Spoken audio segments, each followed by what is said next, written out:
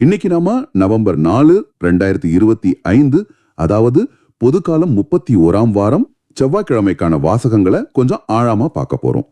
நம்ம கிட்ட லூக்கா நற்செய்தி, உரோமையருக்கு எழுதின திருமுகம், ஒரு திருப்பாடல், அப்புறம் திருத்தந்தை பிரான்சிஸ் அவங்களோட சில சிந்தனைகளும் இருக்கு.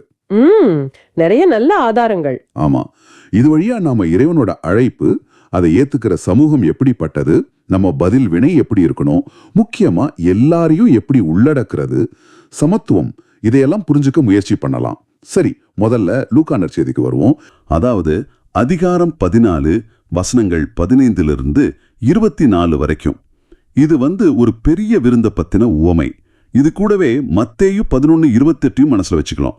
இயேசு சொல்றாரு, பெருஞ்சுமை சுமந்து சோர்ந்திருக்கிறவங்களே எல்லாரும் எங்கிட்ட வாங்க, நான் உங்களுக்கு இளைப்பாறுதல் தருவேன் அப்படின்னு. நம்ம நோக்கம் என்னன்னா, இந்த ஊமையை ஆழமா புரிஞ்சுக்கிறது. இயேசு என்ன சொல்ல வராரு, அதோட முக்கிய செய்தி என்ன, அப்புறம் இன்னைக்கு இது நமக்கெல்லாம் என்ன சொல்லுதுன்னு பார்க்கணும். வாங்க உள்ள போலாம். சூழல் என்னன்னா, இயேசு ஒரு விருந்துல இருக்காரு. அப்போ அங்க இருந்த ஒருவர், இறையாட்சி விருந்துல பங்கு பெறவங்க பாக்கியவான்கள் அப்படின்னு சொல்றாரு. இது கேட்க நல்லதா இருக்கு. ஆனா இயேசு உடனே இந்த ஊமையை சொல்றாரு. யார் உண்மையா அந்த விருந்துல இருப்பாங்கன்னு சொல்ற மாதிரி இருக்கு. சரி, கதை ஆரம்பிக்குது. ஒருத்தர் ஒரு பெரிய விருந்து கொடுக்கிறார். நிறைய பேரை கூப்பிடுறாரு. ரொம்ப தாராளமா ஏற்பாடு பண்றாரு. அப்புறம் விருந்து நேரம் வந்ததும் வேலைக்காரரை அனுப்பி, வாங்க எல்லாம் ரெடி ஆயிடுச்சு மறுபடியும் கூப்பிடுறாரு. இது அந்த காலத்து வழக்கமா? ஆமா, அது கரெக்ட். முதல்ல ஒரு தடவை கூப்பிடுவாங்க, அப்புறம் எல்லாம் தயாரானதும் வாங்கன்னு மறுபடியும் கூப்பிடுவாங்க. இது கூப்பிடுறவங்களுக்கு ஒரு மரியாதை. பெரிய விருந்துக்கு கூப்பிடுறதே பெரிய கௌரவம் தான். இங்க அந்த அழைச்சவரோட தாராளம், எல்லாம் ரெடின்னு சொல்றது, இதெல்லாம் முக்கியம். இது பெரும்பாலும் கடவுளோட இறையாட்சி விருந்த குறிக்குதுன்னு நம்ம புரிஞ்சுக்கலாம். கடவுளோட அழைப்பு எவ்வளவு பெரியது, தாராளமானதுன்னு இது காட்டுது. எல்லாம் தயார், மரியாதையான அழைப்பு. ஆனா அடுத்து நடக்கிறதா கொஞ்சம் வித்தியாசமா இருக்கு. வசனம் 18 சொல்லுது, எல்லாரும் ஒருத்தர் பின்னாடி ஒருத்தரா சாக்கு போக்கு சொல்ல ஆரம்பிச்சாங்க. எல்லாரும். முதலாள் சொல்றாரு, ஒரு வயல் வாங்கியிருக்கேன், அதை கண்டிப்பா போய் பார்க்கணும், என்ன மன்னிச்சுக்கோங்க. வயல் வாங்குறது முக்கியம்தான், ஆனா விருந்து ரெடி ஆயிடுச்சுன்னு சொன்ன பிறகு உடனே போய் பார்க்க என்ன அவசரம்? இது ஏதோ தவிர்க்கிற மாதிரி இல்லையா? நிச்சயமா. வயல் வாங்கியிருந்தா ஒண்ணு முன்னாடியே பார்த்திருக்கணும், இல்ல விருந்துக்கு அப்புறம் பார்க்கலாம். விருந்து ஆரம்பிக்கிற நேரத்துல போய் பார்க்கணும்னு சொல்றது ஏத்துக்கிற மாதிரி இல்ல. இது ஒரு சாக்கு போக்கு மாதிரி தான் தெரியுது. அடுத்து 2வது ஆள், 5 ஏறு மாடு வாங்கியிருக்கேன், அதை ஓட்டி பார்க்க போறேன், மன்னிக்கவும். இதுவும் அதே மாதிரி தானே, விருந்து நேரத்துல போய் மாடை ஓட்டி பார்க்கணுமா? இதுவும் கொஞ்சம் நம்புற மாதிரி இல்லையே. ஆமா, 5 ஏர் மாடுங்கிறது ஒரு பெரிய விஷயம்தான், பெரிய முதலீடு. அதை பார்க்கறது முக்கியம்தான், ஆனா அந்த நேரத்திலயா பார்க்கணும்? இதுவும் ஒரு சாக்கு போக்குதான். முதல் 2 காரணமும் நிலம், மாடு, இதெல்லாம் நம்ம பொருளாதார விஷயங்கள், சொத்துக்கள். கடவுளோட அழைப்பை விட இதெல்லாம் முக்கியமா போயிடுது பாருங்க. 3வது ஆள் இன்னும் நேரடியா சொல்றாரு, எனக்கு இப்போதான் கல்யாணம் ஆச்சு, அதனால வர முடியாது, அவ்வளவுதான். இவர் பாருங்க, மன்னிப்பு கூட கேட்கல. கல்யாணம் முக்கியமான விஷயம்தான், மறுக்கல. ஆனா அதுக்காக இவ்ளோ பெரிய விருந்த வேண்டான்னு சொல்ல முடியுமா? இது கொஞ்சம் யோசிக்க வேண்டிய விஷயம். ஏன்னா பழைய ஏற்பாட்டு சட்டத்துல புதுசா கல்யாணம் ஆனவங்க 1 வருஷம் போருக்கு போக வேண்டான்னு இருக்கு. ஒருவேளை அதை மனசுல வச்சு இது ஒரு சரியான காரணம்னு அவரை நினைச்சிருக்கலாம். ஆனா இயேசுவோட பார்வையில இதுவும் கடவுளோட அழைப்பை நிராகரிக்கிறதுக்கு ஒரு காரணம் தான். பாருங்க, கல்யாணம் முக்கியம்தான், ஆனா அது கடவுளோட உறவுக்கு தடையா மாறும்போது அங்கதான் பிரச்சனை வருது. இந்த 3 காரணங்களும் சொத்து, தொழில், குடும்பம் எல்லாமே நல்ல விஷயங்கள் தான். ஆனா அதுவே கடவுளோட அழைப்பை மறுக்க காரணமா ஆகும்போது அது தப்பா போயிடுது. நீங்க என்ன நினைக்கிறீங்க? நம்ம வாழ்க்கையில இது எப்படி இருக்கு? ஆமா, உண்மைதான். சில சமயம் நல்ல விஷயங்களே, நம்ம முக்கியமான பொறுப்புகளே கூட கடவுளுக்கு நாம கொடுக்க வேண்டிய நேரத்தை எடுத்துக்குது இல்லையா? வேலை, குடும்பம், ஏன் சில பொழுதுபோக்குகள் கூட. இதெல்லாம் தப்புன்னு சொல்லல. ஆனா அழைப்பு வரும்போது சாரி இப்ப முடியாதுன்னு சொல்ல இதெல்லாம் காரணமாயிடக்கூடாது. சரி, இந்த சாக்கு போக்கெல்லாம் கேட்ட அந்த வீட்டுக்காரர் என்ன செஞ்சாரு? வசனம் 21 சொல்லுது, அவருக்கு சினம் வந்துச்சு, அதாவது கோபம் வந்துச்சுன்னு. இது சும்மா எரிச்சல் இல்ல. தன்னோட தாராளமான அழைப்பு, இவ்வளவு ஏற்பாடு, இதெல்லாம் இப்படி மதிக்காம போனதால ஒரு நீதியான கோபம்னு சொல்லலாம். தன்னோட அன்பு நிராகரிக்கப்படும் போது வர்ற வேதனை மாதிரி. உடனே ஒரு வேலைக்காரர்கிட்ட சொல்றாரு, சீக்கிரம் போ, நகரத்தோட வீதிகளுக்கும் சந்துகளுக்கும் போய் ஏழைங்க, ஊனமுற்றோர், பார்வையற்றோர், நடக்க முடியாதவங்க இவங்களெல்லாம் இங்க கூட்டிட்டு வா அப்படின்னு. அந்த சீக்கிரம் போங்கிறதுல ஒரு அவசரம் தெரியுது பாருங்க. கூப்பிட்டவங்க வரலையா, சரி விடுங்க, உடனே அடுத்த ஆளை பாருன்னு சொல்றாரு. அதுவும் யாரை கூப்பிட சொல்றாரு பாருங்க, ஏழைங்க, ஊனமுற்றவங்க, பார்வையற்றவங்க, அதாவது சமூகத்துல ஒதுக்கப்பட்டவங்க, ஒருவேளை முதல்ல கூப்பிடாதவங்க, தகுதி இல்லைன்னு நினைச்சவங்க. இது ஒரு பெரிய மாற்றம் இல்லையா? ஆமா, ரொம்ப முக்கியமான மாற்றம். முதல்ல கூப்பிட்டவங்க யாரு? பெரும்பாலும் நல்ல நிலைமையில இருக்கிறவங்க, தங்களுக்கு தகுதி இருக்குன்னு நினைச்சவங்க. அவங்க வராதப்போ அழைப்பு யாருக்கு போகுது? யாருக்கு அது உண்மையா தேவையோ அவங்களுக்கு. சமூகத்துல புறக்கணிக்கப்பட்டவங்களுக்கு, தங்களால இந்த விருந்துக்கு வர தகுதியே இல்லைன்னு ஒருவேளை நினைச்சிருப்பாங்க இல்லையா, அவங்களுக்கு போகுது. இதுதான் இறையாட்சியோட ஒரு முக்கியமான தன்மை. அது தகுதியை பார்த்து வர்றதில்ல, தேவைய உணர்ந்து அழைப்பை ஏத்துக்கிறவங்களுக்கு கிடைக்குது. நீங்க முதல்ல சொன்னீங்களே, மத்தேயு 11:28, பெருஞ்சுமை சுமந்து சோர்ந்திருக்கிறவங்களே, அவங்களுக்கு இந்த அழைப்பு எவ்வளோ பெரிய விஷயமா இருந்திருக்கும். ஆனா கதை இதோட முடியலையே. வேலைக்காரர் இவங்களை கூட்டிட்டு வந்தப்புறம் சொல்றாரு, தலைவரே நீங்க சொன்ன மாதிரி செஞ்சாச்சு, இன்னும் இடம் இருக்கு அப்படின்னு. அப்போ அந்த விருந்து மண்டபம் எவ்வளோ பெருசு, கடவுளோட கிருபை எவ்வளோ பெருசுங்கிற மாதிரி இருக்குல்ல. அருமையான பார்வை. ஆமா, அந்த இன்னும் இடம் இருக்கு அப்படிங்கிறது கடவுளோட கிருபைக்கும் அன்புக்கும் எல்லையே இல்லை அப்படிங்கறத காட்டுது. அதனால அழைப்பு இன்னும் பெருசாகுது. வீட்டுக்காரர் சொல்றாரு, நீ நெடுஞ்சாலைக்கும் நடைபாதைக்கும் போ, அங்க இருக்கிறவங்கள என் வீடை நிரம்புற அளவுக்கு வற்புறுத்தி கூட்டிட்டு வா அப்படின்னு. முதல்ல நகரத்துக்குள்ளே இருந்த அழைப்பு இப்போ நகரத்துக்கு வெளியேயும் போகுது, நெடுஞ்சாலை, நடைபாதைன்னு. இது யூதர் அல்லாத மற்ற மக்களுக்கும் அழைப்பு போகுது அப்படின்னு நிறைய பேர் சொல்றாங்க. அந்த வற்புறுத்தி கூட்டிட்டு வா, compel them to come in அப்படிங்கிறது அது கொஞ்சம் யோசிக்க வைக்குது. யாரையும் கட்டாயப்படுத்தி விசுவாசத்துக்குள்ள கொண்டு வர முடியாது இல்லையா? அப்போ அதோட அர்த்தம் என்னவா இருக்கும்? அதோட அவசரம், கூப்பிடுறவரோட ஆர்வம் இதெல்லாம் குறிக்குதுன்னு நினைக்கிறேன். தயவு செஞ்சு வாங்க, இது உங்களுக்காகத்தான், இதை விட்டுறாதீங்க அப்படின்னு ரொம்ப அன்பா விடாப்பிடியா கூப்பிடுற மாதிரி. அவங்களுக்கு இருக்கிற தயக்கத்தை, தடையெல்லாம் தாண்டி உள்ள வர வைக்கிற ஒரு முயற்சி. வீடு நிரம்பணுங்கிற அந்த ஏக்கம், கடவுள் எல்லாரையும் தன்னோட அன்புல சேர்க்க எவ்வளவு ஆவலா இருக்காருன்னு காட்டுது. ஆனா இதை நாம எப்படி செய்யறோங்கிறது முக்கியம். அழைப்போட அவசரத்தை சொல்றதுக்கும் ஒருத்தரோட சுதந்திரத்தை மதிக்கிறதுக்கும் நடுவுல ஒரு சமநிலை வேணும். புரியுது. அந்த ஆர்வம், அந்த அன்பு தான் அந்த வற்புறுத்தலுக்கு பின்னாடி இருக்கு. சரி, ஓமையோட கடைசிக்கு வருவோம். அது ரொம்ப அழுத்தமா இருக்கு. வசனம் 24, நான் உங்களுக்கு சொல்றேன், முதல்ல அழைக்கப்பட்டவங்கள ஒருத்தர் கூட என் விருந்த சுவைக்க போறதில்ல. இது ரொம்ப கடுமையான எச்சரிக்கை மாதிரி கேக்குது. ஆமா, கடுமையா தான் இருக்கு. இது அழைப்பை நிராகரிச்சா என்ன நடக்குங்கிறத நேரடியா சொல்லுது. வாய்ப்பு கொடுத்தாங்க, ஆனா அதை அலட்சியம் பண்ணிட்டாங்க. அதோட விளைவு அந்த பாக்கியத்தை இழந்துட்டாங்க. ஆரம்பத்துல ஒருத்தர் சொன்னாரே, இறையாட்சி விருந்துல பங்கு பெறவங்க பேறு பெற்றோர்னு. யார் அந்த பேறு பெற்றவங்கன்னு இந்த ஓமை தெளிவா சொல்லுது. சும்மா அழைப்பு பெற்றா மட்டும் போதாது, அதை ஏத்துக்கிட்டு அதுக்கு முதலிடம் கொடுக்கணும். உலக விஷயங்களுக்கு முக்கியத்துவம் கொடுத்துட்டு கடவுளோட அழைப்பை தள்ளி போடுறவங்க கடைசியில அந்த விருந்தை இழந்துடுவாங்க. இது சும்மா கதை இல்ல, இது ஒரு நேரடி எச்சரிக்கை. அப்போ இந்த ஊமையிலிருந்து நாம எடுத்துக்க வேண்டிய முக்கியமான விஷயங்கள் என்னென்னு தொகுத்து பார்த்தா, ஒரு பெரிய அழைப்பு வருது, ஆனா நம்மளோட உலக கவலைகளால அதை நிராகரிக்கிறோம். அப்புறம் அந்த அழைப்பு நாம எதிர்பார்க்காத ஒதுக்கப்பட்ட ஆட்களுக்கு போகுது. கடைசியா நிராகரிச்சவங்க வாய்ப்பை இழந்துடுறாங்க. இதோட மொத்த கருத்து என்ன? பல முக்கியமான கருத்துக்கள் இருக்கு இதுல. ஒண்ணு, கடவுளோட அழைப்பு எவ்வளோ தாராளமானது, எல்லாரையும் ஏத்துக்க கூடியது அப்படிங்கிறது. அவர் பெரிய விருந்து தராரு, அது எல்லாருக்கும். 2, உலக கவலைகளோட ஆபத்து, நம்ம அன்றாட வாழ்க்கை, சொத்து, உறவுகள் இதெல்லாம் கடவுளோட அழைப்போட முக்கியமா போயிடக்கூடாது. நம்ம முன்னுரிமை என்னன்னு இது கேள்வி கேக்குது. 3, கடவுளோட வழிகள் வித்தியாசமானது. அவர் யாரை தேடி போய் கூப்பிடுறாரு பாருங்க, ஒதுக்கப்பட்டவங்க. தகுதி இல்ல, தேவைதான் முக்கியம். 4, நிராகரிக்கிறதோட விளைவுகள் ரொம்ப தீவிரமானது. கடவுளோட அழைப்பை சும்மா எடுத்துக்க கூடாது, அதுக்கு நித்திய விளைவுகள் இருக்கு. இதெல்லாம் கேட்கும்போது நீங்களும் யோசிச்சு பார்க்கலாம். அந்த 3 பேர் இடத்துல நீங்க இருந்தா என்ன சொல்லியிருப்பீங்க? இன்னைக்கு நம்மள அந்த விருந்துல இருந்து தடுக்கிற வயல்கள் எது, மாடுகள் எது, கல்யாணங்கள் எது, டெக்னாலஜி, டிவி, சோசியல் மீடியா உண்மையான அழைப்பை நம்ம கேட்க விடாம தடுக்குதா?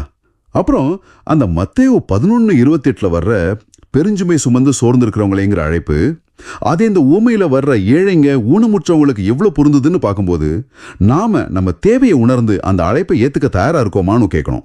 ஆமா, ரொம்ப சரியான கேள்விகள். இந்த ஊமை நம்மள நாமளே பாத்துக்க சொல்ற மாதிரி இருக்கு. நாம முதல்ல கூப்பிட்டவங்க மாதிரி சாக்கு போக்கு சொல்றோமா, இல்ல நம்ம தேவை என்னன்னு தெரிஞ்சு தகுதி இல்லைனாலும் அழைப்பை ஏத்துக்கிற 2வது 3வது குழு மாதிரி இருக்கோமா? இது நம்ம தொடர்ந்து நம்மள சோதிச்சு பாத்துக்க வேண்டிய ஒரு விஷயம். லூக்கா 14 இருக்கிற இந்த ஓமை கடவுளோட இறையாட்சி விருந்துக்கு ஒரு திறந்த அழைப்பு இருக்குன்னும், அதுக்கு நாம எப்படி பதில் சொல்றோங்கிறது ரொம்ப முக்கியம்னும் நம்ம தேர்வோட விளைவுகளையும் ரொம்ப அழுத்தமா சொல்லுது. திருத்தந்தை பிரான்சிஸ் சொல்ற மாதிரி சில சமயம் நம்ம கடவுளுக்கு ஆமுன்னு சொல்லிட்டு நம்ம சொந்த வழியில போய்கிட்டே இருப்போம். அதுவும் ஒரு விதமான மறுப்பு தான். உண்மைதான். இந்த ஓமை நம்ம உண்மையான முன்னுரிமை எங்க இருக்குன்னு தெளிவா காட்டுது. திருத்தந்தை சொல்றாரே, திருச்சபை ஒரு சிலருக்கு மட்டும் இல்ல, எல்லாருக்குமானது, குறிப்பா ஒதுக்கப்பட்டவங்களுக்கு. இது எல்லாருடைய திருச்சபை அப்படின்னு. அதோட இது எவ்வளவு அழகா பொருந்தது பாருங்க. சரி, இந்த அழைப்பை ஏத்துக்கிட்டு அந்த விருந்துக்கு வந்தா மட்டும் போதுமா? விருந்துல, அதாவது அந்த இறை சமுதாயத்துல நாம எப்படி நடந்துக்கணும்? ஆமா, நல்ல கேள்வி. இங்கதான் உரோமையருக்கு எழுதின திருமுகம் நமக்கு வழிகாட்டுது. இத கொஞ்சம் விரிவா பார்க்கலாமா? கண்டிப்பா. ரோமையர் 12ஆம் அதிகாரம். அது அழைக்கப்பட்ட சமூகம் எப்படி வாழணுங்கிறதுக்கு ஒரு பிராக்டிக்கல் கைடு மாதிரி. மைய கருத்து 5ஆம் வசனத்துல தெளிவா இருக்கு. என்ன சொல்றது? நம்மள கொஞ்சம் நிறுத்தி யோசிக்க வைக்குது. நாம பலரா இருந்தாலும் கிறிஸ்துவோட இணைஞ்சிருக்கிறதால ஒரே உடலா இருக்கும், ஒருத்தருக்கு ஒருத்தர் உடல் உறுப்புகளா இருக்கும். ஆமா, இந்த ஒரே உடல்ங்கிற உருவகம், இதுக்கு நடைமுறையில என்ன அர்த்தம்னு நினைக்கிறீங்க? இது இதுல ரொம்ப சுவாரஸ்யமான விஷயமே அந்த ஒருத்தருக்கு ஒருத்தர் சார்ந்திருக்கிற தன்மை தான். அதாவது நாம சும்மா தனித்தனி ஆட்கள் இல்ல, நாம ஒரு பெரிய முழுமையோட பாகங்கள். ஒரு உடம்புல எவ்வளவு உறுப்புகள் இருக்கு, கண், கை, கால்னு. ஆமா, நிறையா. ஒவ்வொன்றுக்கும் ஒரு தனி வேலை இருக்கு. ஆனா எல்லாமே ஒன்னா சேர்ந்தாதான் அந்த உடம்பு சரியா இயங்கும், இல்லையா? ஆமா ஆமா, உண்மைதான். அதே மாதிரிதான் இதுவும். இது உடனடியா நமக்குள்ள ஒரு பரஸ்பர சார்பு நிலை, ஒரு பொறுப்புணர்வு, இதெல்லாம் வரணும்னு சொல்லுது. யாரும் தனியா செயல்பட முடியாதுங்கிறத அழுத்தமா சொல்லுது. அப்போ ஒருத்தரோட சந்தோஷம், துக்கம் எல்லாமே மத்தவங்களையும் பாதிக்குங்கிற மாதிரி. நிச்சயமா, அதுதான் அந்த ஒரே உடல்ங்கிறதோட அர்த்தம். அதை நோக்கிதான் இந்த பகுதி போகுது. ஓகே, சரி. இதை தொடர்ந்து 6வது வசனம் அருள் கொடைகளை பத்தி பேசுது. நமக்கு கிடைச்ச அருளுக்கேற்ப வேற வேற கொடைகள் இருக்குன்னு சொல்லுது. இறைவாக்குரைத்தல், தொண்டாற்றுதல், கற்பித்தல்னு சில உதாரணங்களும் இருக்கு. இதெல்லாம் என்ன, சும்மா திறமைகளா? நல்ல கேள்வி. இது வெறும் நம்மளோட இயல்பான டேலண்ட் மட்டும் இல்ல. வசனங்கள் 6ல இருந்து 8 வரைக்கும் பாத்தீங்கன்னா அது இன்னும் கொஞ்சம் ஆழமா போகுது. சரி. இதெல்லாம் கடவுள் சமூகத்தோட பொது நன்மைக்காக கொடுக்கிற சிறப்பு வரங்கள் அல்லது ஆற்றல்கள்னு சொல்லலாம். இறைபா குறைக்கிறது, அதுன்னா எதிர்காலத்தை சொல்றதா? அது மட்டும் இல்ல, முக்கியமா கடவுளோட செய்தியை தெளிவா தைரியமா சொல்றது. ஒரு சூழ்நிலைக்கு எது உண்மை எது சரிங்கிறத எடுத்து சொல்றது. ஆனா எப்படி செய்யணும், நம்பிக்கைக்கு ஏத்த மாதிரி செய்யணும்னு சொல்லுது. ஓ, நேர்மையா செய்யணும். ஆமா, நேர்மையா, கடவுளோட சித்தத்துக்கு இசைவா, அப்புறம் தொண்டை செய்யறது. இது நேரடியான சேவை, ஹெல்ப் பண்றது. ஆமா, தேவையில் இருக்கிறவங்களுக்கு நேரடியா உதவி செய்யறது. கற்பிக்கிறது அறிவை பகிர்ந்துக்கிறது, வழிகாட்டுறது, ஊக்கப்படுத்துறது, மோட்டிவேட் பண்றதா. ஆமா, மத்தவங்கள உற்சாகப்படுத்துறது, தைரியம் கொடுக்கறது, அப்புறம் கொடுக்கறது, பணம் பொருள் கொடுக்கறதா. ஆமா, ஆனா அதை தாராளமா கொடுக்கணும்னு சொல்லுது, கணக்கு பார்த்து இல்லாம. தலைமை தாங்கிறதுனா வழி நடத்துறது. அதுவும் வெறும் அதிகாரம் பண்றது இல்ல, ஆர்வத்தோட விடாமுயற்சியோட செய்யணும். கடைசியா இரக்கம் காட்டுறது, கருணா. ஆமா, கஷ்டப்படுறவங்களுக்கு கருணை காட்டுறது. முக்கியமா அத முகமலர்ச்சியோட செய்யணும்னு சொல்லுது, சும்மா கடமைக்கு இல்ல. ஓஹோ, இதுல முக்கியம் என்னன்னா இந்த கொடைகளை சும்மா வச்சிருக்கிறது இல்ல. கரெக்ட். அது சரியான மனப்பான்மையோட சமூகத்தோட நன்மைக்காக ஆக்டிவா பயன்படுத்தணும். எல்லாருக்கும் ஒரு பங்கு இருக்கு, யாரும் சும்மா வேடிக்கை பார்க்க முடியாது. புரியுது. இது விஷயத்தையே வேற மாதிரி பார்க்க வைக்குது. அப்போ ஒவ்வொருத்தரோட பங்களிப்பும் முக்கியம். இப்போ 9வது வசனத்திலிருந்து பார்த்தோம்னா அந்த ஃபோக்கஸ் கொஞ்சம் மாறுது இல்லையா? கொடைகளை விட்டுட்டு நடத்தை, மனப்பான்மைக்கு போகுது.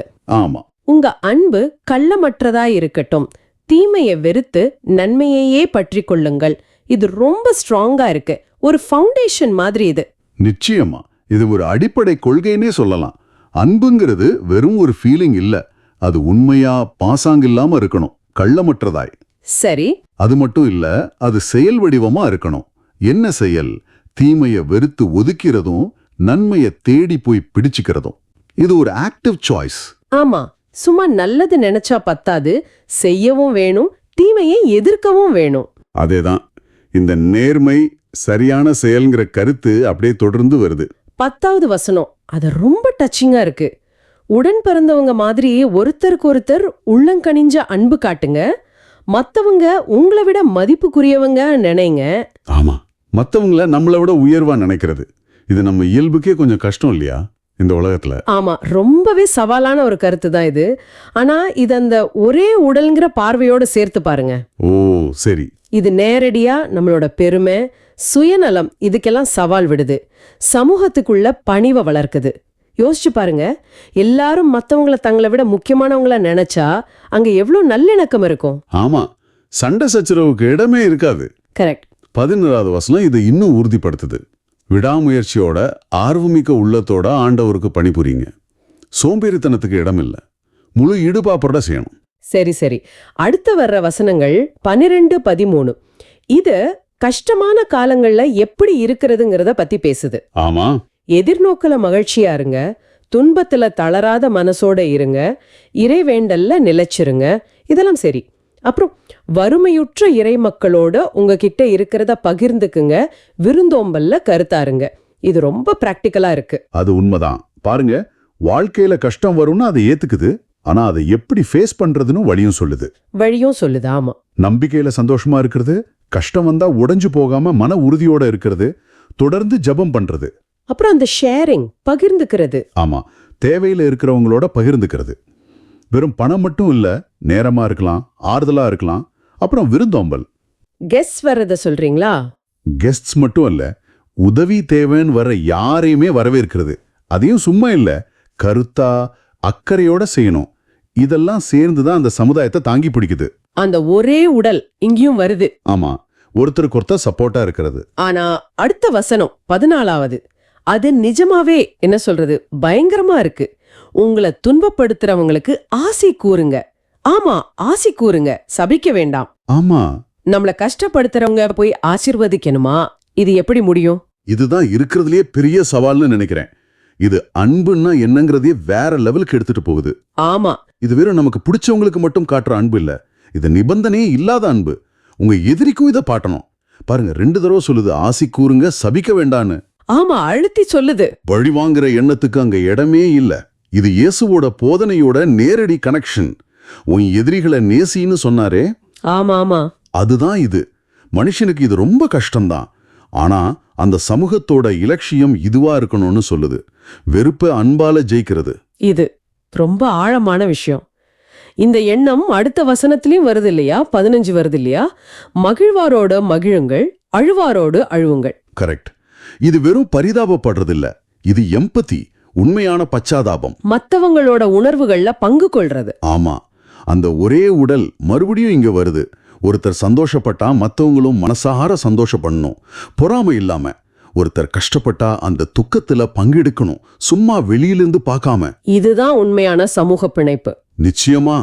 ஆழமான பச்சாதாபம், சந்தோஷம், துக்கம் ரெண்டையும் பகிர்ந்துக்கிறது, இதெல்லாம் ஒரு ஹெல்தியான சமூகத்தோட அடையாளம். சின்னத்தோட முதல் பகுதி, நீங்க ஒருமனப்பட்டவரா இருங்க, உயர் மனப்பான்மை கொள்ளாம தாழ்நிலையில உள்ளவங்களோட நட்பு கொள்ளுங்க. மறுபடியும் ஒற்றுமை, பணிவு வருது. ஆமா, உயர் மனப்பான்மை கொள்ளாமன்னா பெருமை வேண்டான்னு புரியுது. ஆனா தாழ்நிலையில உள்ளவங்களோட நட்பு கொள்ளுங்கன்னா அதுக்கு என்ன அர்த்தம்? இது சமூகத்தில் இருக்கிற அந்த ஏற்றத்தாழ்வுகளை உடைக்க சொல்லுது. ஸ்டேட்டஸ் பார்க்காதீங்க, பணம், படிப்பு, அதிகாரம்னு எதையும் வச்சு மத்தவங்களை எடை போடாதீங்க. ஓ, எல்லாரோடையும் சமமா பழகுங்கன்னு சொல்ற மாதிரி. ஆமா, அதுவும் குறிப்பா யார அந்த சமூகம் கொஞ்சம் கீழ்த்தட்டுல பாக்குதோ அவங்கள தேடி போய் நட்பு பாராட்ட சொல்லுது. இது ஒரு பெரிய ஸ்டேட்மெண்ட். ஆமா, அப்போ இந்த மொத்த பகுதியையும் 5 to 16 AB சேர்த்து பார்த்தா அதோட சாரம் என்ன? ஒரு வாக்கியத்துல சொல்லணும்னா, ஒரு வாக்கியத்துல சொல்றது கஷ்டம். ஆனா முயற்சி பண்றேன். இது கிறிஸ்துவுக்குள்ள நம்ம எல்லாரும் ஒரே உடலா இருக்கிறதால நம்மளோட வித்தியாசமான கொடைகளை பயன்படுத்தி பாசாங்கில்லாத அன்பு, பணிவு, பரஸ்பர மரியாதை, மன்னிப்பு, பச்சாதாபத்தோட கஷ்டங்களையும் தாண்டி சமூக அந்தஸ்து வித்தியாசங்களை உடைச்சு எல்லாரோடையும் ஒருமனப்பட்டு வாழணும்னு சொல்ற ஒரு பிராக்டிக்கல் ப்ளூ பிரிண்ட். வாவ், நல்லா சொன்னீங்க. இது வெறும் தியரி இல்ல, இது ஒரு வாழ்ந்து காட்ட வேண்டிய வாழ்க்கை முறை. அதேதான், நம்பிக்கைங்கிறது வெறும் ஞாயிற்றுக்கிழமை விஷயம் இல்ல, அது நம்மளோட தினசரி உறவுகள்ல, செயல்கள்ல, மனப்பான்மையில தெரியணும். இது ரோமையர் 12.5 முதல் 16 ஏபி பத்தின ஒரு நல்ல ஆழமான பார்வைன்னு நினைக்கிறேன். அந்த ஒரே உடல் உருவகத்துல ஆரம்பிச்சு தனிப்பட்ட கொடைகள், அப்புறம் அன்பு, பணிவு, ஆதரவு, மன்னிப்பு, பச்சாதாபம்னு ரொம்ப நடைமுறைக்கு ஏத்த சில சமயம் சவாலான விஷயங்களையும் நம்ம தொட்டு பேசணும். ஆமா, இதுல எனக்கு ரொம்ப பிடிச்ச விஷயம் என்னன்னா, இது எவ்வளவு ஆக்ஷன் ஓரியன்டா இருக்குங்கிறது தான். அன்பு காட்டுங்க, பகிர்ந்துக்கோங்க, ஆசி கூறுங்க, நட்பு கொள்ளுங்க, எல்லாமே செயல்கள் தான். உண்மைதான். இது லூக்கா நற்செய்தியில விருந்துக்கு கூப்பிட்ட ஏழைகள், ஒதுக்கப்பட்டவங்களோட நேரடியா பொருந்தது. கரெக்ட். அந்த நிறைஞ்ச வீடு இப்படிதான் செயல்படணும், பகிர்ந்துக்கிறதுலயும் வரவேற்கிறதுலயும். அங்க தகுதி இல்லாதவங்கன்னு நினைச்சவங்க உள்ள வந்தாங்க. இங்க அந்த உள்ள வந்த சமூகம் தங்களுக்குள்ள ஏற்றத்தாழ்வு பார்க்காம தாழ்ந்தவங்களோட பழகிறது மூலமா அந்த இறையாட்சியோட மதிப்பீடுகளை தொடர்ந்து வாழணும்னு பவுல் சொல்றாரு. இவ்வளவு சவாலான அதே சமயம் ரொம்ப அழகான ஒரு சமூக வாழ்க்கையை வாழணும்னா அதுக்கு ஒரு குறிப்பிட்ட உள்மனநிலை தேவைப்படுமே, ஒரு அமைதி, ஒரு நம்பிக்கை. சரியா சொன்னீங்க. அந்த உள் மனநிலையை தான் திருப்பாடல் 131 ரொம்ப அழகா படம் பிடிச்சு காட்டுது. சின்ன திருப்பாடல் தான் அது. ஆமா, ரொம்ப சின்னது, ஆனா ரொம்ப ஆழமானது. இதோட மைய கருத்தே தாழ்ச்சியும் நம்பிக்கையும் தான். முதல் வரிய பார்க்கலாம் வாங்க. அது சொல்லுது, ஆண்டவரே, என் உள்ளத்தில் இருமாப்பில்லை, என் பார்வையில் செருக்கு இல்லை, எனக்கு மிஞ்சின அரிய பெரிய செயல்களில் நான் ஈடுபடுவதில்லை. நேரடியான வரிகள். ஆமா, இதுல கவனிக்க வேண்டியது ஆரம்பமே கடவுளை நேரடியா கூப்பிடுற மாதிரி இருக்கு, ஆண்டவரே அப்படின்னு. ஆமா, ஒரு உரையாடல் மாதிரி. அப்புறம் ரொம்ப வெளிப்படையா 2 விஷயங்களை வேண்டான்னு சொல்லுது. உள்ளத்துல இருமாப்பு, பார்வையில செருக்கு. இது ரெண்டும் பெருமையோட 2 முகங்கள் மாதிரி. சரி. அதுக்கு அடுத்து வர்ற வரிதான் ரொம்ப யோசிக்க வைக்குது. எனக்கு மிஞ்சின அரிய பெரிய செயல்களில் நான் ஈடுபடுவதில்லை. ஆமா, இது கொஞ்சம். இப்போ இருக்கிற உலகம் எப்படி பெருசா சாதிக்கணும், அடுத்தவங்களை விட உயரமா போகணும்னு ஒரே ஓட்டமா ஓடிட்டு இருக்கோம் இல்லையா? உண்மைதான், ஒரு போட்டி மனப்பான்மை. அப்படி இருக்கும்போது எனக்கு மிஞ்சின பெரிய விஷயத்துல நான் இறங்க மாட்டேன்னு சொல்றது கொஞ்சம் வித்தியாசமா இல்லையா? இது என்ன சோம்பேறித்தனமா, இல்ல இதுக்குள்ள வேற ஏதோ அர்த்தம் இருக்கா? என்ன நினைக்கிறீங்க? நீங்க கேட்டது ரொம்ப முக்கியமான கேள்வி. இது நிச்சயம் சோம்பேறித்தனம் இல்ல. இங்கே சுவாரஸ்யமான விஷயம் என்னன்னா, பணிவுங்கிறது வெறும் நான் பெரியவன் இல்லைன்னு சொல்றது மட்டும் இல்ல. ஓ, அப்படியா? ஆமா, அது நம்ம எல்லைய, நம்ம வரம்ப சரியா புரிஞ்சுக்கிறதும் கூட தான். எனக்கு மிஞ்சின பெரிய செயல்கள்னா என்ன? நம்ம சக்திக்கு மீறின, நம்ம கட்டுப்பாட்டுல இல்லாத, இல்லைன்னா நம்ம அகந்தைய திருப்தி பண்றதுக்காக மட்டுமே செய்ய நினைக்கிற விஷயங்களா இருக்கலாம். புரியுது. இதனால என்ன நன்மை? ஒண்ணு, தேவையில்லாத மன அழுத்தம் குறையும். நம்மால முடியாத ஒண்ணுக்காக ஓடி ஓடி உடம்பையும் மனசையும் கெடுத்துக்காம இருக்கலாம். அது சரி. 2வது, இது ஒரு யதார்த்தமான சுய மதிப்பீடு. நம்ம பலம் என்ன, பலவீனம் என்னன்னு தெரிஞ்சுக்கிட்டா நம்ம ஆற்றலை எங்க சரியா பயன்படுத்தணும்னு புரியும். இத பலவீனம்னு நினைக்க தேவையில்லை. சொல்லப்போனா இது ஒரு பெரிய பலம். பலமா? எப்படி? ஆமா, நம்ம கவனத்தை சிதறடிக்காம செய்ய வேண்டியதை சரியா செய்ய இது உதவும். யோசிச்சு பாருங்க, சில சமயம் நாம ஏன் பெரிய விஷயங்கள்ல இறங்க நினைக்கிறோம்? உண்மையிலே அதோட தேவை இருக்கா? இல்ல மத்தவங்க முன்னாடி நம்மள பெருசா காட்டிக்கவா? இல்ல வெறும் பேராசைனாலயா? இந்த வரி அந்த கேள்வியை நமக்குள்ள எழுப்புது. சரி சரி. இது லட்சியமே வேண்டான்னு சொல்லல. ஆனா நம்ம லட்சியம் அகந்தையோட வெளிப்பாடா இருக்கா, இல்ல அர்த்தமுள்ளதா இருக்கான்னு யோசிக்க சொல்லுது. நம்ம சக்திக்கு உட்பட்ட, நம்ம கட்டுப்பாட்டில் இருக்கிற உண்மையான பயன் தரக்கூடிய விஷயங்கள்ல நம்ம கவனத்தை வைக்கிறது தான் புத்திசாலித்தனம்னு சொல்லுது. இது ஒரு விதமான மனத்தெளிவை கொடுக்கும். நீங்க சொல்றது புரியுது. அப்போ இது செயலை குறைச்சிக்கிறது பத்தி இல்ல, செயலுக்கு பின்னால இருக்கிற நம்ம மனநிலைய அத பத்தி பேசுது. சரியா சொன்னீங்க. அந்த மனநிலை தான் முக்கியம். அகந்தைய திருப்திப்படுத்த ஓடாம நம்ம எல்லைய அறிஞ்சு செயல்படுறது. சரி. இந்த மாதிரி பெருமையை விட்டுட்டு நம்ம சக்திக்கு மீறின விஷயங்களுக்கு பின்னால ஓடாம இருந்தா என்ன கிடைக்கும்? அதான் அடுத்த வரியில வருது இல்லையா? ஆமா, அடுத்த வரைக்கும் போவோம். ஆமா, 2ஆம் வசனம் இப்படி சொல்லுது, மாறாக என் நெஞ்சம் நிறை அமைதி கொண்டுள்ளது, தாய்மடி தவழும் குழந்தையென என் நெஞ்சம் என்னகத்தை அமைதியாயுள்ளது. மாறாக. ஆமா, அந்த மாறாகங்கிற வார்த்தை முக்கியம். வரியில சொன்ன இருமாப்பு, செருக்கு, பெரிய விஷயத்துல ஈடுபடுறது, இதுக்கெல்லாம் பதிலா அதுக்கு நேர் எதிரா கிடைக்கிற பரிசு தான் இந்த நிறை அமைதி. விளைவு. ஆமா, இந்த அமைதி எப்படி இருக்குன்னு சொல்ல வர்ற உருவகம், அடடா, தாய்மடி தவழும் குழந்தை, இன்னும் ஒரு அழகான கற்பனை. ரொம்ப ஆழமான உருவகம் அது. தாய்ப்பால் குடிச்சு முடிச்சு திருப்தியா எந்த கவலையும் இல்லாம முழு நம்பிக்கையோட அம்மாவோட மடியில அமைதியா இருக்கிற குழந்தை. இது பாதுகாப்பு, பரிவு, திருப்தி, முழுமையான சமாதானம் எல்லாத்தையும் ஒரே படத்துல காட்டுது. இந்த உருவகம் மேலோட்டமா பார்க்கறத விட ஆழமானது. தாய்மடி தவளம் குழந்தைங்கிறது சில மொழிபெயர்ப்புகள்ல தாய்ப்பால் மறக்கடிக்கப்பட்ட குழந்தைன்னு வரும். ஓ, அப்படிங்களா? ஆமா, அதாவது அது பசிக்காகவோ தேவைக்காகவோ அழுத ஆர்ப்பாட்டம் பண்ற நிலை இல்ல. அதுக்கு வேண்டியதெல்லாம் கிடைச்சிடுச்சு. இப்போ அது திருப்தியா, பாதுகாப்பா, அமைதியா இருக்கு. ஆஹா, அது எதையும் கேட்கல, எதற்கும் போராடல. அதோட நிலை முழுமையான அமைதி, முழுமையான நம்பிக்கை. இது கேட்கவே நல்லா இருக்கு. இது குழந்தைத்தனமான அறியாமை இல்ல, இது குழந்தை மாதிரி ஒரு நம்பிக்கை. நாளைக்கு என்ன நடக்குமோ, அடுத்த வேளை சாப்பாடு கிடைக்குமோங்கிற கவலையெல்லாம் இல்லாம இப்போ இருக்கிற பாதுகாப்புல முழுசா தன்னை ஒப்படைச்சிருக்கிற நிலை. இந்த அமைதி முதல் வசனத்தோட நேரடியா தொடர்புடையது. எப்படி? அந்த இருமாப்பு விட்டதால, அந்த சக்திக்கு மீறின ஓட்டத்தை நிறுத்தினதால வந்த விளைவியது. இது வெளியிருந்து வர்ற அமைதி இல்ல. சூழ்நிலை நல்லா இருந்தா வரும், இல்லைனா போயிடுங்கிற ரகம் இல்ல. சரி. என் நெஞ்சம் என்னகத்தை அமைதியாய் உள்ளது. அதாவது இந்த அமைதி எனக்கு உள்ளேயே இருக்குன்னு சொல்லுது. இது ஒரு உள்நிலை. சூழ்நிலைகள் மாறினாலும் மாறாம இருக்கக்கூடிய ஒரு ஆழமான அமைதி. இந்த மாதிரி ஒரு அமைதி இப்போ இருக்கிற வேகமான உலகத்துல எல்லாத்தையும் நாமளே கட்டுப்படுத்தணும், எல்லாத்துக்கும் நாமளே பொறுப்பு நினைச்சு ஓடிட்டு இருக்கிற நமக்கு கிடைக்கிறது கொஞ்சம் கஷ்டம் இல்லையா? கஷ்டம்தான், ஆனா சாத்தியம் இல்லாதது இல்ல. சின்ன விஷயத்துக்கு கூட பதட்டப்படுறோம், எதிர்காலத்தை நினைச்சு கவலைப்படுறோம். ஆனா இங்க சொல்லப்படுற அமைதி ஒரு குழந்தையோட நம்பிக்கை மாதிரி இருக்கு. எல்லாத்தையும் கட்டுப்படுத்த முயற்சிக்காம ஒரு நம்பிக்கையோட அமைதியா இருக்கிறது. இது நடைமுறைக்கு சாத்தியமா? இது ஒரு நல்ல கேள்வி. இது சாத்தியமா இல்லையாங்கிறது நம்ம பார்வையில் இருக்கு. இந்த பாடல் சொல்றது என்னன்னா, எல்லாத்தையும் நம்ம கட்டுப்பாட்டுல வைக்க நினைக்கிறதும் ஒரு விதமான இருமாப்பு தான். ஓ, அதுவும் இருமாப்பு தானா? ஆமா, நம்ம சக்திக்கு ஒரு எல்லை இருக்குன்னு முதல் வரியில ஒத்துக்கிட்டோம் இல்லையா? ஆமா. அந்த உண்மையை முழுசா ஏத்துக்கிட்டா எல்லா பாரத்தையும் நாமளே சுமக்க வேண்டியதில்லைன்னு புரியும்.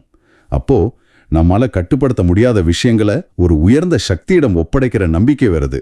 அதுதான் இந்த குழந்தை போன்ற நம்பிக்கை. இது பொறுப்புகளை தட்டி கழிக்கிற குழந்தைத்தனம் இல்ல, மாறாக நம்ம சக்திக்கு மீறின விஷயங்கள் இருக்குங்கிற யதார்த்தத்தை ஏத்துக்கிட்டு தேவையற்ற கவலையிலிருந்து விடுபடுற முதிர்ந்த நிலை. அந்த நம்பிக்கையிலிருந்து வர்றதுதான் இந்த அமைதி. இது ஒரு தேர்வு, ஒரு பயிற்சி கூட சொல்லலாம். அருமை, ரொம்ப நல்லா விளக்கினீங்க. அப்போ வரியில அகந்தைய விட்டு எல்லைய அறிஞ்சுக்கிறோம். ஆமா. 2வது வரியில அதனால வர்ற ஆழ்ந்த உள் அமைதியையும் குழந்தை போன்ற நம்பிக்கையையும் பாக்குறோம். சரி, இப்ப 3வது வரிக்கு வருவோம். இது இன்னும் ஒரு படி மேல போகுது. ஆமா, சமூகத்துக்கு போகுது. 3வது வசனம், இஸ்ரேலே இப்போதும் எப்போதும் ஆண்டவரே நம்பியிரு. இதுல ஒரு பெரிய மாற்றம் நடக்குது. முதல் 2 வரியும் என் உள்ளம் என் நெஞ்சம்னு தனிப்பட்ட அனுபவமா இருந்துச்சு. ஆனா இங்க இஸ்ரேலேன்னு ஒரு முழு சமூகத்தையே கூப்பிடுது. ஆமா, அந்த மாற்றம் முக்கியம். அப்புறம் இந்த நம்பிக்கை எப்போ இருக்கணும்னு சொல்லுது.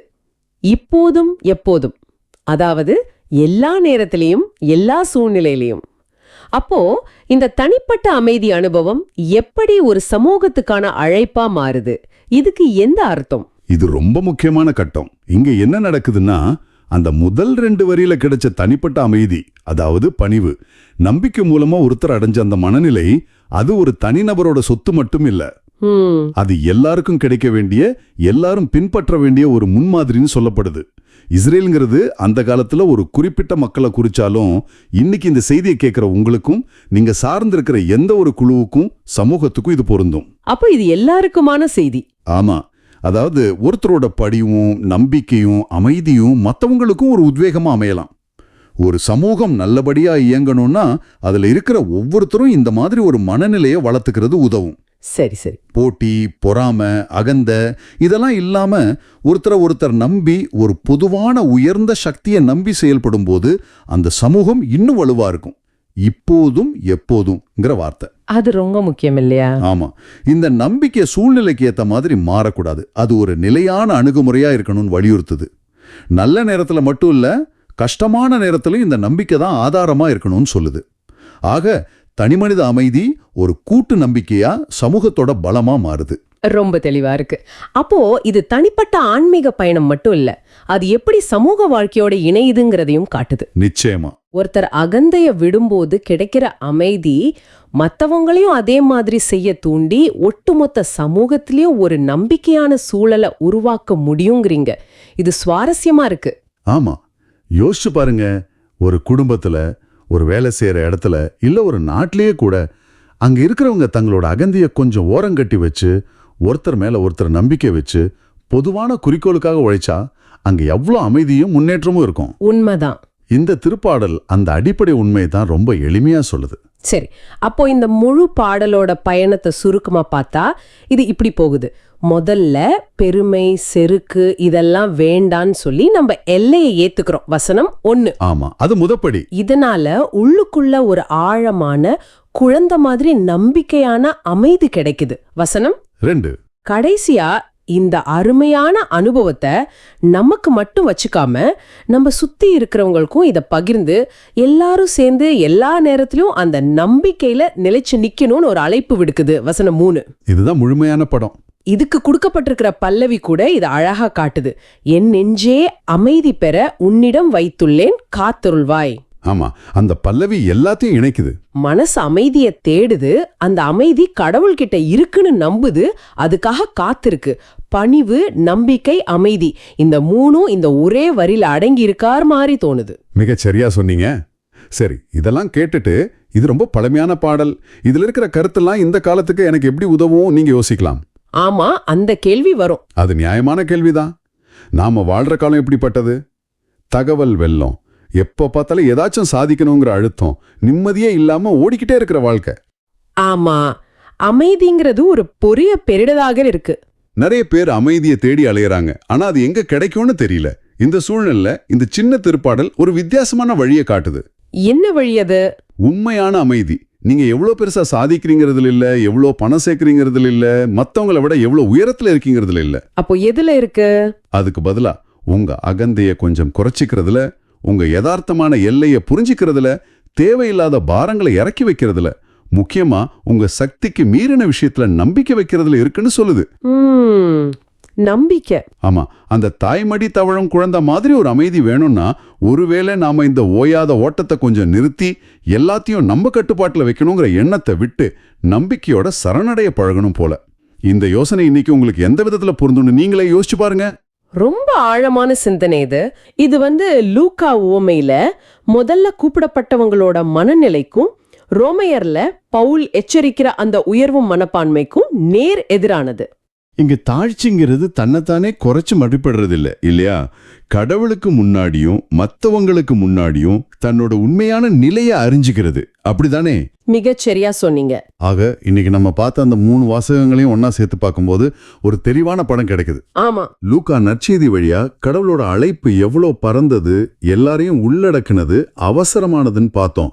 உலக கவலைகள் எப்படி தடையா இருக்கு, ஒதுக்கப்பட்டவங்க எப்படி முன்னுரிமை பெறாங்கன்னு பார்த்தோம். கரெக்ட். ரோமியர் திருமுகம் அப்படி அழைக்கப்பட்டவங்க எப்படி பலவிதமா இருந்தாலும் ஒரே உடலா செயல் வழியா அன்பு, மரியாதை, சேவை, தாழ்ச்சியோட வாழணும்னு காட்டுச்சு. கடைசியா திருப்பாடல் 131 இந்த வாழ்க்கை முறைக்கு தேவையான உள் மனப்பான்மையான தாழ்ச்சியையும் அசைக்க முடியாத நம்பிக்கையும் நமக்கு ஞாபகப்படுத்துச்சு. ஆமா, இந்த 3 விஷயமும் அழைப்பு, அதுக்கேத்த சமூக வாழ்க்கை, அதுக்கான உள் மனநிலை ஒன்னோடொன்னு பிரிக்க முடியாதது. அழைப்பை ஏத்துக்கிறதுங்கிறது சும்மா சரி சொல்றது இல்ல, அது நம்ம முழு வாழ்க்கையை மாத்தி அமைக்கும் ஒரு அர்ப்பணிப்பு. உண்மைதான். கள்ளமற்ற அன்பு, மத்தவங்களை மதிக்கிறது, இருக்கிறத பகிர்ந்துக்கிறது, துன்புறுத்துறவங்கள மன்னிக்கிறது, தாழ்நிலையில உள்ளவங்களோட பழகிறது, இதெல்லாம் அந்த அழைப்பை நாம உண்மையா வாழ்றோங்கிறதோட அடையாளம். திருத்தந்தை பிரான்சிஸ் சொல்ற மாதிரி இது எதிர்கால விருந்த பத்தினது மட்டும் இல்ல, நாம இப்ப எப்படி அந்த விருந்தோட மதிப்பீடுகளை நம்ம சமூகங்கள்ல வாழ்றோங்கிறத பத்தியும் தான். மீட்போட மகிழ்ச்சிங்கிறது மத்தவங்களோட பகிர்ந்து வாழ்றதுல தான் முழுமையடையுது. சரி, கடைசியா உங்களை ஒரு கேள்வியோட விட்டுட்டு போறோம். லூக்கா உவமையில விளிம்புல இருக்கிறவங்களை கட்டாயப்படுத்தி கூட்டிட்டு வர சொன்னது கடவுளோட தீவிரமான ஆசையை காட்டுதுன்னு பார்த்தோம். ஆமா, இன்னைக்கு நம்ம சமூகங்கள்ல உண்மையான உள்ளடக்கத்தை உருவாக்க நம்ம முயற்சி செய்யும் போது இந்த கட்டாயப்படுத்துதல் இப்படிப்பட்டதா இருக்க முடியும். இது நிச்சயமா வன்முறையோ கட்டாயமோ இல்ல. ஆனா யாரெல்லாம் இன்னும் நம்ம அன்புக்கும் அக்கறைக்கும் சமுதாயத்தோட அரவணைப்புக்கும் வெளியே இருக்காங்கன்னு கண்டுபிடிச்சு அவங்கள நோக்கி போய் விடாப்பிடியா அன்போட மரியாதையோட கூப்பிடுற ஒரு தீவிரமான முயற்சியா அது எப்படி இருக்கலாம்? நம்ம விருந்த முழுமையாக்க நம்ம இன்னும் யாரை கூப்பிடணும், எப்படி கூப்பிடணும்? இது கொஞ்சம் யோசிச்சு பாருங்க. இந்த ஆழமான சிந்தனையில எங்களோட இணைஞ்சிருந்தவங்களுக்கு எங்க நன்றி. இப்ப நாம இன்றைய வாசகங்களோட மையக்கருத்தை மனசுல வச்சு இந்த மன்றாட்டை சொல்லி நிறைவு செய்வோம். மன்றாட்டு. இறைவா, உலகில் வாழும் அனைத்து மக்களுக்கும் நீரே தோற்றுவாயாகவும் இறுதி கதியாகவும் இருக்கின்றீர் என ஏற்கும் நாங்கள் சமுதாய ஏற்றத்தாழ்வுகளை ஒழித்து சமத்துவ உணர்வை உருவாக்கிட அருள் தாரும். ஆமென்.